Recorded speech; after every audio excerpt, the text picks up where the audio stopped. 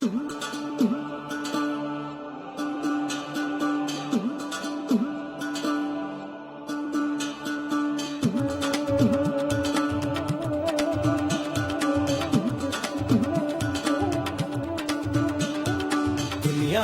सोई हो तुम जाग जाते हो, पहले रब के सामने तुम हाथ उठाते हो, फिर मखलूक की खिदमत में तुम झुक जाते हो, दूध की ये नेमत हम तक पहुंचाते हो। तूने जीवन की तस्वीरें रंगों में है ढाली, तेरे दम से है आती हर घर में खुशहाली। खुशहाली हो, खुशहाली, खुशहाली हो, खुशहाली।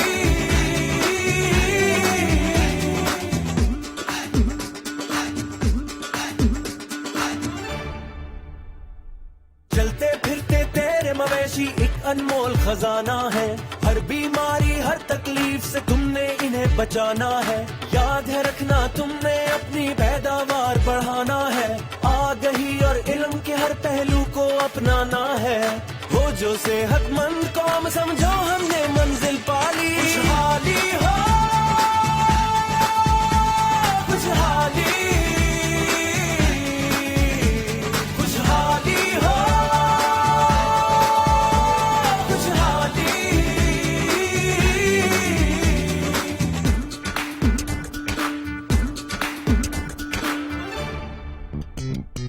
आज से है ये अज़्म हमारा और खुद से भी है पैमान, तंदुरुस्ती और सेहत बनेगी यूं ही हम सबकी पहचान। धरती होगी शान हमारी, हम होंगे धरती का मान। तेरी अपने खुशहाली की राहों में मारी है जान, और तरक्की की ये राहें हम सब ने है अपना ली। खुशहाली हो,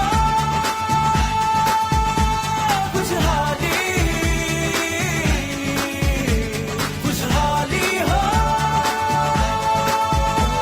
खुशहाली, खुशहाली हो, खुशहाली, खुशहाली हो, खुशहाली।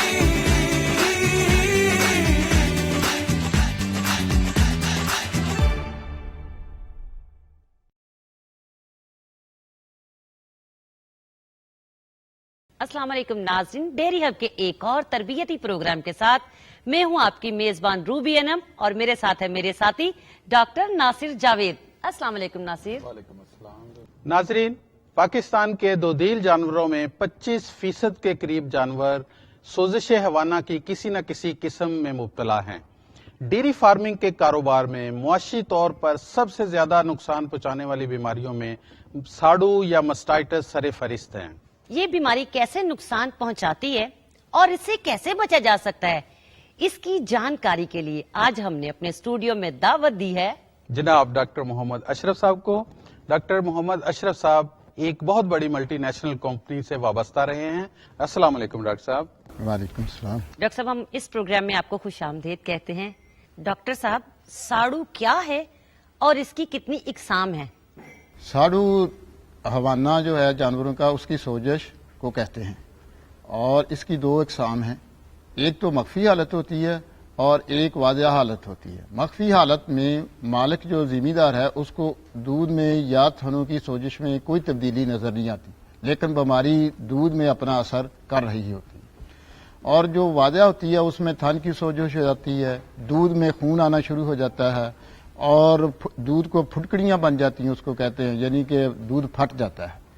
तो ये इसकी दो वाज़ह अलामत है। एक तीसरी अलामत भी है, अगर उसका इलाज ना किया जाए तो देर के बाद जो थन सख्त हो जाते हैं और उसमें अजाफी जो पत्थर जैसे कहते हैं कि हमाना पत्थर जैसा हो गया, तो उसमें उसकी फाइब्रोसिस हो जाती है कहते हैं। तो ये उसकी आखिरी हालत।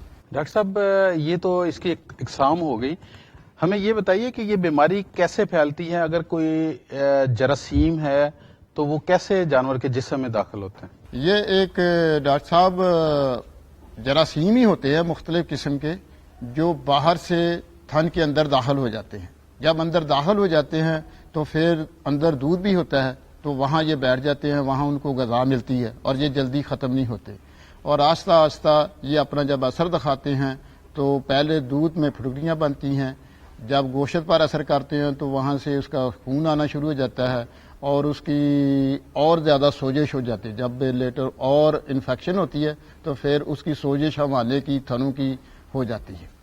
تو اس طرح دودھ کی پیداوار بھی بہت زیادہ پھر کم ہو جاتی ہے, بلکہ دودھ آنا تھنوں میں ختم ہو جاتا ہے. یہ جراثیم ہوتے کہاں ہیں؟ یہ جراثیم زمین پر, پانی میں, اور جو ہاتھ ہیں وہاں ہوتے ہیں, اور ہر جگہ یہ ہوتے ہیں. اور جو مشین سے ملکنگ کی جاتی ہے اگر اس کی صفائی نہ کی جائے تو وہاں ہوتے ہیں. خاص کر جب تھنوں سے دودھ نکالا جاتا ہے تو جو تھن کا منہ ہے وہ کھلا رہتا ہے 15-20 منٹ دودھ نکالنے کے بعد. اگر اس وقت جانور کسی بھی گندی چیز کو ٹچ کر جائے, یعنی کہ زمین کو, جہاں گوبر ہو, گندا پانی ہو, یا مشین کے اندر صفائی نہ ہو, تو اس وقت وہاں سے جو جراثیم سراد کر کے حوانے کے اندر چلے جاتے ہیں. اور اس کے جو واضح 2 موسم بھی ایسے ہیں جب کہ یہ بیماری بہت زیادہ اثرات کرتی ہے. ایک تو اس وقت جب کہ یہ سٹریس کا موسم ہوتا ہے جس کو کہتے ہیں رینی سیزن, یعنی کہ جولائی, اگست اور ستمبر کا کچھ حصہ, اور دوسرا جب اور سٹریس موسم آتا ہے جو سخت سردی کی وجہ سے, جو کہ دسمبر اور جنوری ہے. یہ ان دونوں موسموں میں بہت خطرناک ہے اور یہ جلدی بیماری سرات کر سکتی ہے. ایک اور موسم جو جانور کے لحاظ سے اس کی حالت ہے کہ جب یہ ابھی اس نے بچہ نہ دیا ہو, 15-20 دن یا مہینہ پہلے تھنوں میں دودھ آ جاتا ہے. اگر پہلے سے جراثیم وہاں موجود ہیں, جب دودھ آتا ہے اور دودھ نکالا نہیں جاتا چونکہ ابھی بچہ نہیں دیا, تو اس وقت بھی سب سے زیادہ ڈینجر ہوتی ہے کہ وہ بیماری اس میں سرات کرتی ہے اور حوانہ پھول جاتا ہے, گرم ہو جاتا ہے, سوجش ہوتی ہے, اور زمیندار سمجھتا ہے کہ یہ تو ویسے ہی دودھ آ رہا ہے, لیکن حالانکہ یہ دودھ آنے سے مختلف ہے, چونکہ اس کی سوجش اور چمک جو اس کو بتاتی ہے کہ اس کے اندر انفیکشن ہے. اور جب زمیندار ہاتھ لگا کے دیکھے گا تھن کے حوانے کے اوپر تو وہ گرم ہوگا اور لشک رہا ہوگا. ڈاکٹر صاحب, یہ ساڑو سے معاشی طور پر زمیندار کو کیا نقصان پہنچتا ہے؟ ساڑو کی بیماری یا سوجش حوانہ جو معاشی طور پر سب سے زیادہ زمیندار کو اس کی وجہ سے نقصان ہوتا ہے.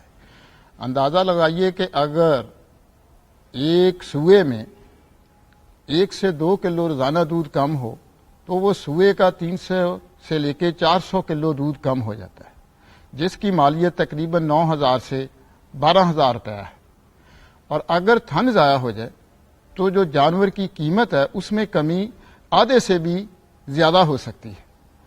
اور بعض اوقات تو ایسا ہوتا ہے کہ جو ولیتی گائیاں ہیں, خاص کر جس کو کہتے ہیں فریزین جرسی, اس میں موت بھی واقع ہو سکتی ہے, جس میں ساری کی ساری قیمت جانور کی وہ بھی ختم ہونے کا اندیشہ ہوتا ہے. ڈاکٹر صاحب, اگر یہ بیماری اتنی ہی نقصان دہ ہے تو اس بیماری سے کیسے بچا جا سکتا ہے؟ یہ بہت اچھا سوال ہے. اس سے جو زمیندار حضرات ہیں ان کو یہ دیکھنا چاہیے کہ وقفے سے 15 دن سے اس کا جو مخفی بیماری ہوتی ہے اس کا اندازہ لگانے کے لیے CMT کیلیفورنیا مسٹائٹس ٹیسٹ ہم کہتے ہیں وہ, یا سرف ٹیسٹ, وہ اگر کریں تو اس سے ان کو پتہ چل جائے گا کہ یہ بیماری اگلے 15 دن میں آنے والی ہے یا کہ نہیں. اگر آنے والی ہو تو وہ اس کی حفاظتی تدابیر لے اور اس سے 100% اس بیماری کو روکا جا سکتا ہے یا ختم کیا جا سکتا ہے. دوسرا یہ کرنا چاہیے کہ اگر وہ دیکھ لیں کہ یہ بیماری اپنے جانور میں ہو چکی ہے تو فوری طور پر اس کا جو ڈاکٹر ہیں, ویٹرنری ڈاکٹر, ان سے علاج کروانا چاہیے بجائے اس کے کہ وہ اپنے ٹوٹکے یا دوسرے طریقے اختیار کریں. اور تیسری جو سب سے ضروری چیز ہے وہ یہ ہے کہ جب وہ دودھ کی چوائی کر لیں تو اس کے بعد اس کو جو اینٹی سیپٹک سولوشن جو دیپال کے نام سے آتا ہے اس میں ہر تھن کو ڈبونا چاہیے ہر چوائی کے بعد, اور اس سے بیماری کی بہت زیادہ روک تھام ہو جائے گی. اور سب سے بڑھ کر جو کہ اولین اس کی ڈیوٹی ہے وہ یہ ہے کہ صفائی باڑوں کی اور ہر جگہ کی, اور جو گوالا ہے دودھ چونے والا یا مشینیں ہیں جس سے دودھ چویا جاتا ہے ان کی صفائی کا خاص خیال رکھا جائے. ڈاکٹر صاحب, اکثر دیکھا گیا ہے کہ زمیندار اس کا علاج بھی کروا لیتے ہیں لیکن یہ بیماری دوبارہ آ جاتی ہے. اس کی بڑی وجہ یہ ہے کہ زمیندار حضرات جو علاج ہے وہ مکمل نہیں کرواتے. ڈاکٹر کا جو بتایا ہوا ہوتا ہے کہ بھئی یہ 10 دن یا 5 دن منیمم کرنا ہے تو اس دن پورے علاج کرنا چاہیے. اور دوسرا جو بنیادی اصول ہے صفائی کا، اس کا جب بھی ہو ہر جانور کے نیچے باڑے کی وہ مکمل صفائی رہنی چاہیے. اور تیسرا یہ ہے کہ جب جس جانور کا علاج کیا جاتا ہے کچھ جراثیم دودھ کی وجہ سے اس کے ہوانے اور پھر بھی رہ جاتے ہیں، تو جب جانور دودھ دینا بند کر جائے تو اس کے بعد اس کے تھنوں میں ڈرائی مسٹائٹس ٹیوب اس کو کہتے ہیں، وہ دوائی اندر ضرور داخل کرنی چاہیے ڈاکٹر کے مشورے کے بعد. اور تیسرا یہ ہے کہ جب بھی اس کا دودھ دھویا جائے تو اس کے تھنوں کو جو اینٹی سیپٹک سولوشن ہے دیپال یا اور بھی بہتر جو مارکیٹ سے ملے اس میں دودھ دھونے کے بعد تھنوں کو ڈبونا چاہیے. آئیے ناظرین دیکھتے ہیں کہ چودھری عبدالحمید اپنے جانوروں کو ساڑوں سے بچانے کے لیے کیا دیتے ہیں.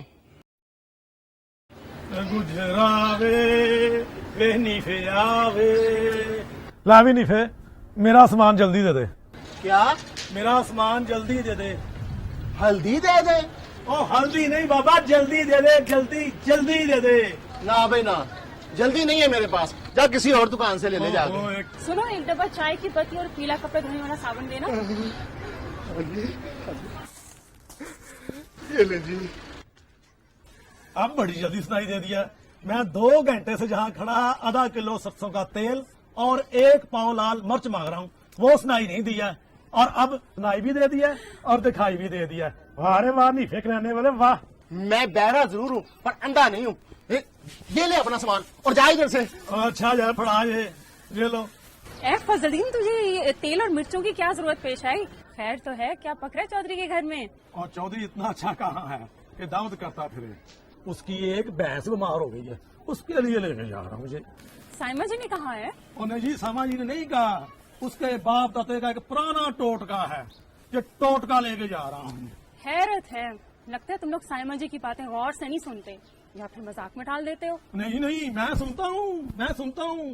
وہ جو چودھری ہے نا، چودھری نہیں سنتا. پتہ نہیں کیا بات ہے اس کو. ویسے چھوڑو چودھری کو. آج آپ بہت اچھی لگ رہی ہے. لا مینو دے پیسے اور اس کو دے لا رہے. لا پیسے. اللہ پھاڑے پتہ نہیں کی مسئلہ بنا ہے. ماں بلا رہی تھی تجھے؟ ماں؟ اچھا، میرا مسیح کو سلام کہنا. میں آؤں گا کسی دن. اچھا وہ میں چلتا ہوں. وہ چودھری غصے میں نا کسی بیل کی طرح اپنا کھر زمین پہ رگڑ رہا ہوگا. اوکے جی، السلام علیکم. برابر رکھا، پھر ملیں گے.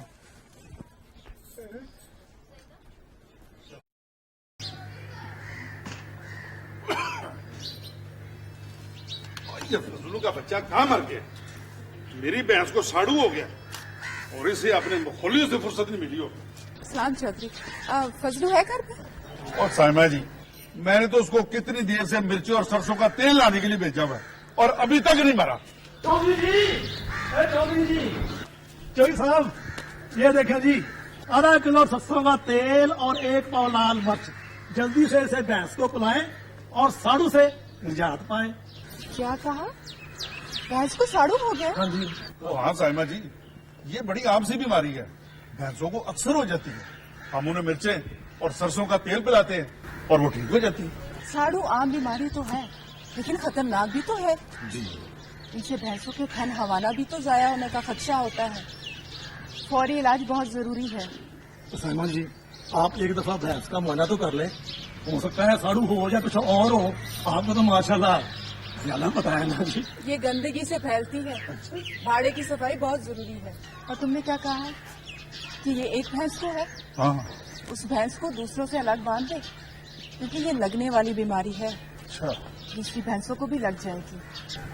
اور دیکھ، اسی کی وجہ سے تیرے گھر میں خوشحالی ہے اور ان کے دودھ سے صحت جیسی نعمت ہمیں ہمارے لوگوں کو حاصل ہے.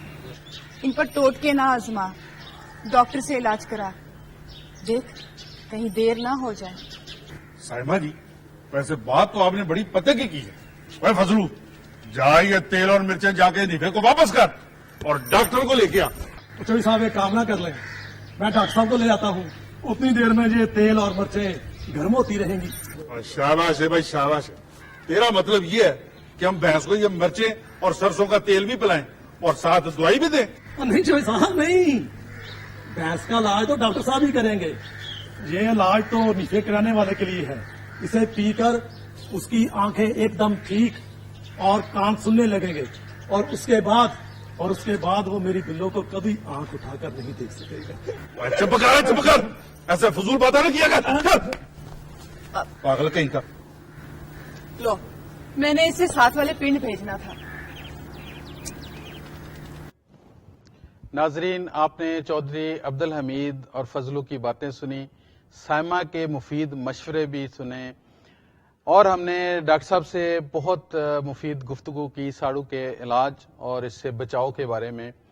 अगर हम बाड़े की रोजाना सफाई करें और चवाई करने वाला बंदा अपने हाथ साफ करके चवाई करे, और जिस जगह पे चवाई हो रही है वो जगह साफ सुथरी हो, और इसके अलावा चवाई के बाद अगर डिपाल का सोल्यूशन ठनों पे लगा दें और 15 दिन बाद CMT टेस्ट करें, इससे हम इस खतरनाक बीमारी से बच सकते हैं। थोड़ी सी खर्चा करके हम बहुत बड़े नुकसान से जानवरों को बचा सकते हैं। और इसके साथ ही हमारा आज का प्रोग्राम अपने इख्तिताम को पहुंचा। डॉक्टर नासिर जावेद और रूबी एनम को इजाजत दे। डेयरी हब के एक और तरबियती प्रोग्राम के साथ फिर आपकी खिदमत में हाजिर होंगे। तब तक के लिए इजाजत दीजिए। अल्लाह हाफिज।